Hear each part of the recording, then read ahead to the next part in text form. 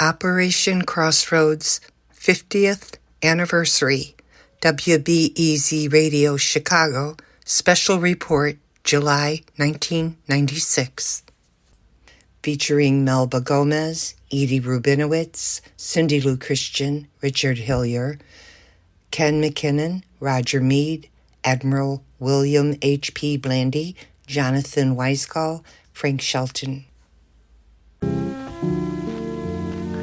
In 1996, my pen pal, an atomic veteran, Richard Hillier, and I were interviewed by WBEZ Radio, Chicago, for the 50th anniversary of atomic bomb testing Operation Crossroads in Bikini, Atoll.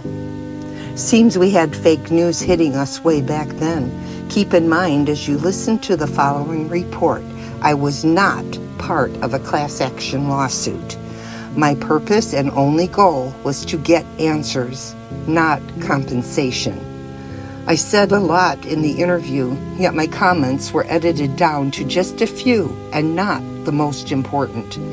My work came to end as my life unfolded, yet I still hold hope of finishing what I started. I am honored to do what I can on behalf of my daddy and all atomic veterans. It is now 77 plus years since Operation Crossroads. September 18th of this year, 2023, Daddy will be gone 30 years. He died in a VA hospital, still a guinea pig. This is for you, Daddy. I love you.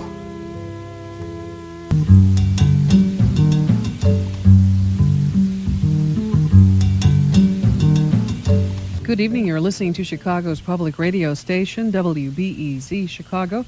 I'm Melba Gomez. Time now is 5:50, and you're listening to WBEZ Chicago. 50 years ago today, the first of 2 atomic bombs was dropped off Bikini Atoll, a small island in the North Pacific. More than 40,000 Navy, Army, and Air Force personnel observed the tests, part of Operation Crossroads. Government officials said the tests were designed to provide the country with a deeper strategic knowledge of the A-bomb's power. Today, many of the veterans say they are paying for that knowledge with their health. They say these tests expose them to radiation, causing a variety of ailments. And now their class action lawsuit against the government is making its way through the courts. WBEZ's Edie Rubinowitz has this report. In her office in the attic of her Northwest Side home, Cindy Lou Christian keeps her father's medical records in cardboard boxes. Alongside the boxes are copies of government documents she has collected on atomic testing and medical books, including a high school biology text, part of Christian's attempt to understand what happened to her dad, Albert Christian, 50 years ago. Christian's father was among 42,000 military personnel stationed in the Marshall Islands, about 2,500 miles southwest of Hawaii, during A-bomb tests. Albert Christian died in 1993 at the age of 67. Cindy Lou believes that his death and the more than 24 illnesses he suffered from following the tests were caused by exposure to radiation. Sort of like when you say radiation, you're saying a bad word. It like gets eyes rolled to the ceiling or down at the floor. They don't want to answer. They don't want to be involved. They are Veterans Affairs officials and doctors. For several years, Christian has been trying to get them to acknowledge what she maintains is her father's service-connected disability. Christian has joined 18,000 veterans and their families in a class action lawsuit against the VA, seeking financial compensation. The case is complicated, according to Christian. She says, like other plaintiffs, she's faced obstacles trying to get her father's service records, necessary documentation. Her father's case may pose special problems because she says he was assigned at the last minute to one of the Navy ships sent near the testing area. His name does not appear on the ship's list. Richard Hillier is another member of the class action suit. Like Albert Christian, Hillier was part of Operation Crossroads near Bikini Atoll. The Navy wanted to know what would happen to ships near the site of an atomic explosion and dispatched a fleet of unmanned ships to a testing zone. Several miles away, hundreds of reporters, photographers, elected officials, and seamen observed the explosion. Hillier vividly remembers the test and the effect the resulting tidal waves had on the unmanned ships. It looked real simple. It was like a little boy playing in a bathtub, and had a bunch of toy boats and then hauled off and hit it with his fist. And they all turned over. Hillier, who entered the Navy right after World War II, says he and his fellow sailors didn't have any idea of the risks Operation Crossroads involved. They had asbestos shoes, booties to put over your shoes to walk on with it, and then you could take them off, so you didn't track around on your own ship. But that was all. And the uniform of the day there was shorts and not even the skivvy shirt on top.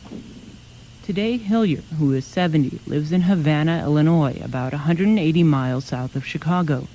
He blames radiation fallout for his poor health, blames it for his skin cancer, his impotency, even his son's death at age 29 of thyroid cancer.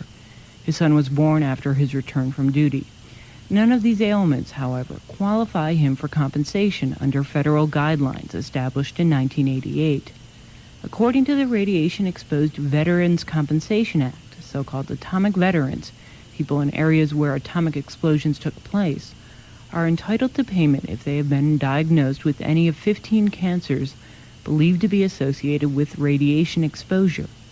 These include lymphoma, leukemia, primary liver cancer, kidney, pancreatic, and stomach cancer. Veterans Affairs spokesman Ken McKinnon. If you were there and you have one of the presumptive diseases, we have to presume you have the disease because you were there. There's no cause and effect relationship. That's been determined. It wouldn't matter if something else caused it or not. That's a moot point. You were there. That's what caused it as far as providing you with VA benefits. But according to the VA, if you don't have these particular types of cancer, you don't qualify for benefits. McKinnon says the VA is adding cancers to the list as new scientific research warrants. Roger Mead, an archivist historian at Los Alamos National Laboratories in New Mexico, believes in retrospect that safety precautions may have been inadequate. But he says part of the government's problem is that it's difficult to establish a link between an individual's cancer and radiation exposure. It's not a real neat and clean linear process that you can say if you receive a dose of X units, this is bad. If it's less, you're okay. If it's more, it's terrible. It doesn't work that way.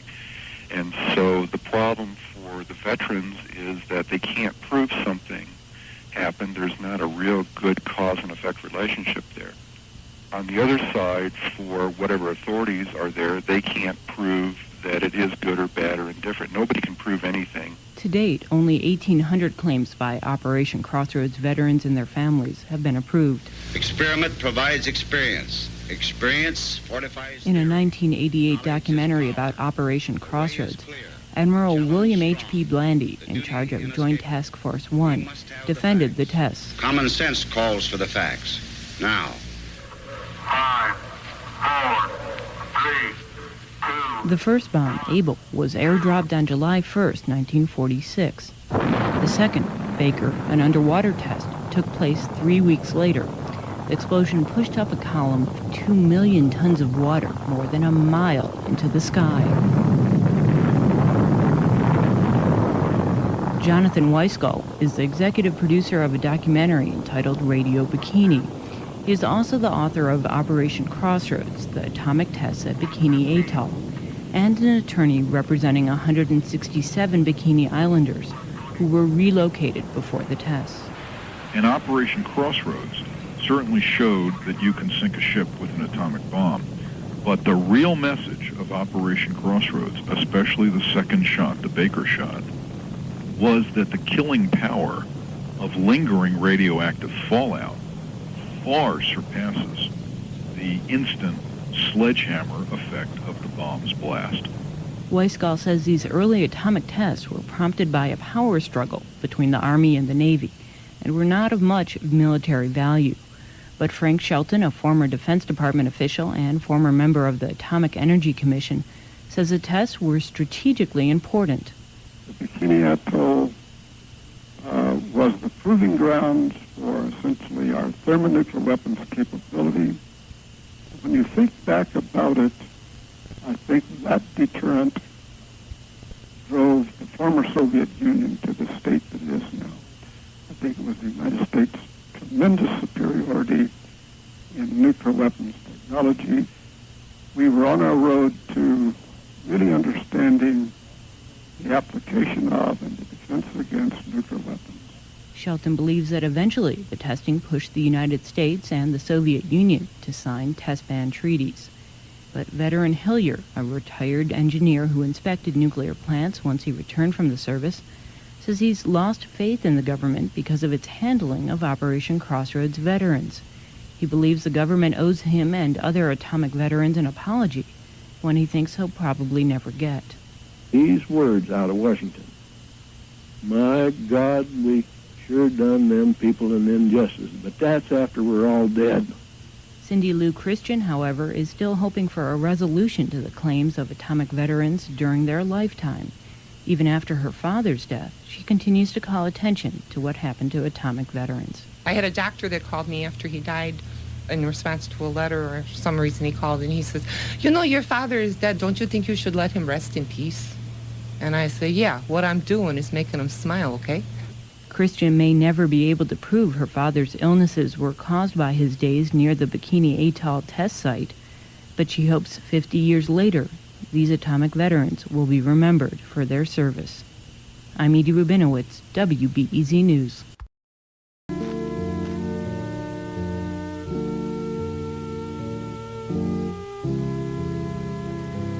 In closing, let me repeat, I was not part of a class action lawsuit.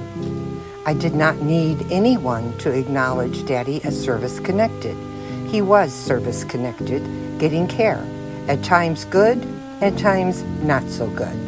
The 1996 WBEZ interview was too late for Daddy. I was hoping to bring attention to atomic veterans' health, not lawsuits. I wanted help for suffering veterans. I wanted doctors to hear me when I told them 10 days after the second bomb Baker, Daddy was having emergency appendectomy in a temporary structure medical hut by someone who had to read a book while doing the surgery. And outside of the hut were hot radioactive planes and ships. I wanted doctors to pay attention when I spoke of mutations to DNA and damage to human cells. They rolled their eyes. I wanted my daddy to live. 9/18/2023, over 77 plus years after Operation Crossroads. My hope is and always has been for truth, not compensation. Truth. Thank you for listening.